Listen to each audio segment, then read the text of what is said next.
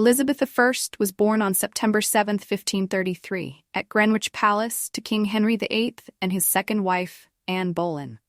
Her birth was a significant event in England's political and religious history, as Henry VIII had broken from the Roman Catholic Church and formed the Church of England to annul his marriage to his first wife, Catherine of Aragon, in order to marry Anne.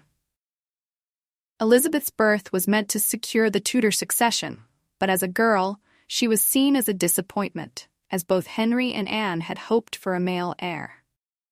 When Elizabeth was only 2 years old, her mother, Anne Boleyn, was executed on charges of treason, adultery, and incest, which some historians believe were fabricated to allow Henry VIII to remarry. Following her mother's death, Elizabeth was declared illegitimate and removed from the line of succession, though she was later restored to a place in the succession through the Third Succession Act of 1543. Her early years were marked by uncertainty, as she witnessed the political and religious upheavals of her father's reign, the short rule of her half-brother Edward VI, and the violent Catholic counter-reformation under her half-sister, Mary I, also known as Bloody Mary. Accession to the throne, 1558. Elizabeth's path to the throne was not straightforward. Her half-sister, Mary I, ascended the throne in 1553 after Edward VI's death, and her reign was marked by her efforts to restore Roman Catholicism in England. Elizabeth, as a Protestant and the daughter of Anne Boleyn, was viewed with suspicion. She was imprisoned in the Tower of London for 2 months in 1554 on suspicion of involvement in a rebellion against Mary's rule. But no concrete evidence was found, and she was later released.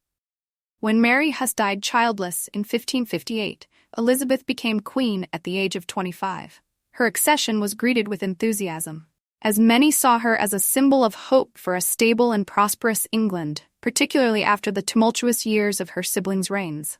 Elizabeth inherited a divided nation, politically, religiously, and economically. But her pragmatic approach to governance helped her navigate these challenges. Religious settlement. One of Elizabeth's first priorities as queen was to address the religious divide in her country. England had oscillated between Protestantism and Catholicism during the reigns of her father, brother, and sister, leading to a country deeply divided along religious lines. Elizabeth sought a middle path between the two extremes, and in 1559 she introduced the Elizabethan religious settlement, which aimed to establish a national church that would be acceptable to both moderate Catholics and Protestants. The settlement included the Act of Supremacy, which re-established the Church of England and confirmed Elizabeth as its supreme governor, and the Act of Uniformity, which mandated the use of the Book of Common Prayer in church services. While it didn't please everyone, Elizabeth's religious policies succeeded in maintaining a degree of peace and stability in a country that had been torn by religious strife. The Elizabethan era and the arts. The reign of Elizabeth I is often referred to as the Elizabethan Age, or the Golden Age of English history, particularly because of the flourishing of English culture and the arts. Elizabeth herself was a great patron of the arts, and her reign saw the rise of some of the greatest figures in English literature, including William Shakespeare, Christopher Marlowe, and Edmund Spenser. Shakespeare, in particular, became one of the most prominent figures of the Elizabethan cultural renaissance. His plays, such as Hamlet, Romeo and Juliet, and A Midsummer Night's Dream, not only entertained audiences but also explored complex themes of power, identity, and human nature. Elizabeth's support of the arts and her love of theater played a key role in fostering the creative environment that allowed such literary talent to thrive. The period also saw advancements in exploration, science, and commerce. Elizabeth's reign coincided with the early stages of the English colonial empire, with explorers such as Sir Francis Drake and Sir Walter Raleigh embarking on voyages that expanded England's global influence. In 1588, Drake famously played a role in the defeat of the Spanish Armada, a major military victory for England. Defeat of the Spanish Armada, 1588. One of the most significant events of Elizabeth's reign was the defeat of the Spanish Armada in 1588. At the time, Spain was the most powerful empire in Europe, and its king, Philip II, sought to dethrone Elizabeth and restore Catholicism in England. The two nations had been at odds for years, particularly over England's support of Protestant rebels in the Spanish-controlled Netherlands and English piracy against Spanish ships. In May 1588, Philip II launched the Armada, a fleet of 130 ships, to invade England. However, due to a combination of strategic missteps by the Spanish, superior English naval tactics, and poor weather conditions, the Armada was decisively defeated. This victory not only bolstered Elizabeth's popularity at home, but also marked the beginning of England's rise as a major naval power. Elizabeth's famous speech to her troops at Tilbury, in which she declared that she had the heart and stomach of a king, and of a king of England too, became one of the most iconic moments of her reign. Domestic and foreign policy. Elizabeth was known for her cautious and pragmatic approach to foreign policy. Unlike her predecessors, she sought to avoid costly wars and instead relied on diplomacy, espionage, and strategic alliances to maintain England's security.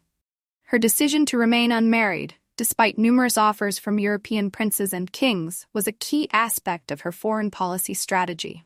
By remaining single, she was able to use her potential marriage as a diplomatic tool, playing off rival European powers against each other while maintaining England's independence. At home, Elizabeth faced numerous challenges, including economic difficulties, threats from Catholic conspiracies, and ongoing tensions with Scotland and Ireland. One of the most serious domestic threats came from Mary, Queen of Scots, a Catholic rival who had a strong claim to the English throne. After Mary was implicated in a plot to assassinate Elizabeth, she was executed in 1587. While the execution of a fellow monarch was controversial, it eliminated a significant threat to Elizabeth's reign. Elizabeth's court and advisors. Elizabeth surrounded herself with a capable group of advisors, many of whom served her throughout her reign. William Cecil, later Lord Burghley, was her most trusted advisor, and served as her Secretary of State and later as Lord High Treasurer. Cecil's careful management of the government and finances was crucial in helping Elizabeth maintain stability during her long reign. Another key figure in Elizabeth's court was Sir Francis Walsingham, her spymaster, who was responsible for thwarting numerous Catholic plots against her, including the Babington plot, which ultimately led to Mary, Queen of Scots' execution. Elizabeth was also known for her close relationships with some of her courtiers, particularly Robert Dudley, Earl of Leicester, and later Robert Devereux, Earl of Essex.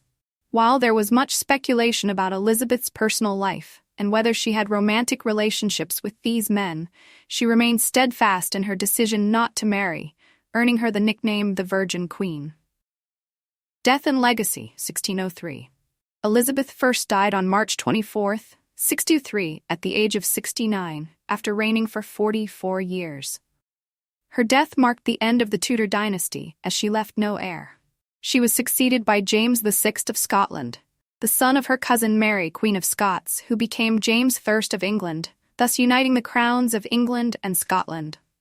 Elizabeth's reign is remembered as one of the most successful in English history. She transformed England from a fractious, relatively weak country into a major European power.